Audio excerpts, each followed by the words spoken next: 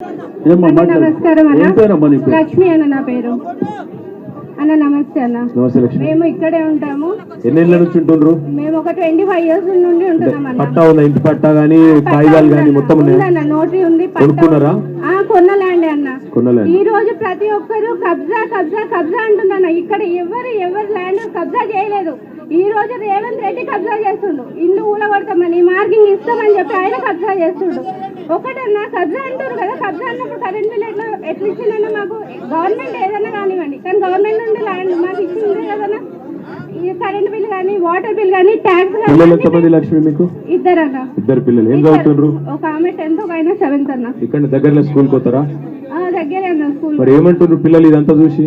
పిల్లలు వాళ్ళు టెన్షన్ పడుతుందన్న. మేము తినకుండా పడుకోకుండా మా టెన్షన్ మేము తిరగడం వల్ల పిల్లలు కూడా ప్రశాంతంగా ఉండలేకపోతారు. ఎట్లయిపోయిందంటే మమ్మీ ఇల్లు ఏమవుతుంది, మమ్మీ ఇల్లు ఏమవుతుంది ఏమంటారు మీటింగ్లో. అసలు ఇంతవరకు పిల్లలు మీటింగ్ల గురించి అడగని వాళ్ళు కూడా ఈ రోజు మీటింగ్ గురించి మాట్లాడాల్సిన పరిస్థితి. మా ఇంట్లో మేము కష్టం చేసుకొని ప్రశాంతంగా ఉండలేని పరిస్థితి.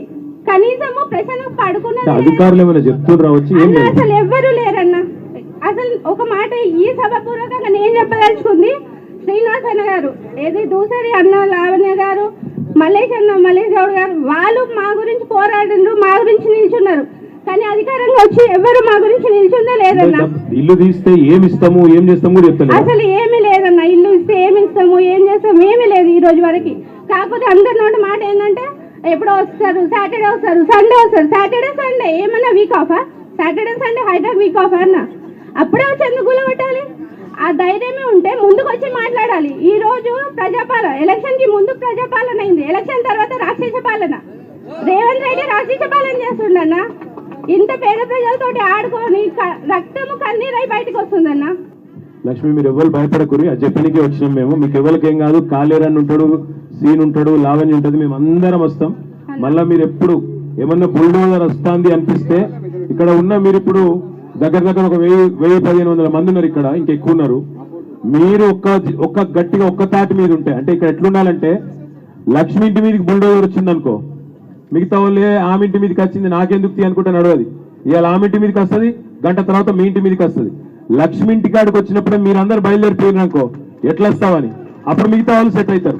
అంతేగాని ఆమె ఇంటి కాడికి మీరు నాకేం సంబంధం, ఆమె ఇంటి మీద పడ్డారు నాకేం సంబంధం, అవి ఆమె నాలాలు ఉందట, ఇల్లుందట, అన్నుందట అని చెప్పి మీరు తప్పించుకున్నారు అనుకో, రేపు మేమంత అవుతుంది. అందుకే నా విజ్ఞప్తి ఏంటంటే, మీ అందరూ న్యూ తులసిరామ్ నగర్ వాళ్ళు కలిసి మొదలు వాట్సాప్ గ్రూపులు పెట్టుకోరు. ఎవరన్నా ఒక్కళ్ళకు సమస్య వస్తే దన్మన్ అందరూ ఒక కాకి ఏమైనా అయితే అన్ని 10 కాకులు ఎట్లా వాళ్తాయో అట్లా మీరు అందరూ ఒక్క లైన్ మీద ఉంటే ఎవరేం చేయలేరు. కాకపోతే కొంతమంది వస్తారు, ఇప్పుడు అధికారులు వస్తారు, ఒక్కొక్కరిని ఇచ్చగొడతారు. నేను మంచిగా చూసుకుంటాం, నీకు పెద్దగా ఇస్తాం, నీకు చిన్నగా ఇస్తాం, నీకు అది ఇస్తాం ఇది ఇస్తామని చెప్పి ఆగం చేస్తారు. ఆగం కాకుండా అది చెప్పేదానికి మేము వచ్చినాం. చట్టం తెలవాలి, న్యాయం తెలవాలి. కేసీఆర్ సార్ మమ్మల్ని పంపించిండు మీకు అండగుండమని. తప్పకుండా మేము అందరం అండగుంటాం. ఆఖరికి ఆ బుల్డోజర్ నడిపే అన్నన తమ్ముడు ఉంటాడు కదా, వాడిని అడగాలి, నీకు ఇల్లున్నదిరా తమ్మి అని అడగాలి. నీకు లేరా ఇంటికాడ పిల్లలు, నీకు లేరా ఇంటికాడ భార్య పిల్లలు, నీకు లేదా కష్టము, మరి పేదోళ్ళ కష్టం తెలిసినోడవు, నువ్వు చేస్తావా ఇట్లా అని అడగాల. పోలీసు వాళ్ళు వచ్చినాక కానిస్టేబుల్ ఇగో మా ఆడబిడ్డలు ఉన్నారు ఇక్కడ, వాళ్ళని అడుగు. వాళ్ళు బీదోళ్ళే, వాళ్ళేమి కోటీశ్వరులు కాదు. వాళ్ళని కూడా అడగాలి, మీరేనా మరి మమ్మల్ని కొట్టేది? ఒక బీదోని ఇంకో బీదోనితో కొట్టించి ఇదేనా రాజ్యం నడిపే పద్ధతి అని అడగాలి. అవసరమైతే వాళ్ళని కూడా మన దగ్గర తిప్పుకోవాలి. అర్థమైందా? పెద్ద వాళ్ళు జుబ్లీలు బిల్డింగ్లలో మంచిగానే ఉంటారు, కానీ ఇక్కడ మీరు గట్టిగా ఉంటే, గట్టిగా నిలబడితే 100% మేమందరం ఉంటాం మీతో, భయం లేకుండా మంచిగా నిద్ర. ఏం కాదు, ఎవడేం బీకలేడు, రేవంత్ రెడ్డి కాదు మన తాత వచ్చినా ఏం చేయలేడు, భయపడదు మీరు. Okay, thank you.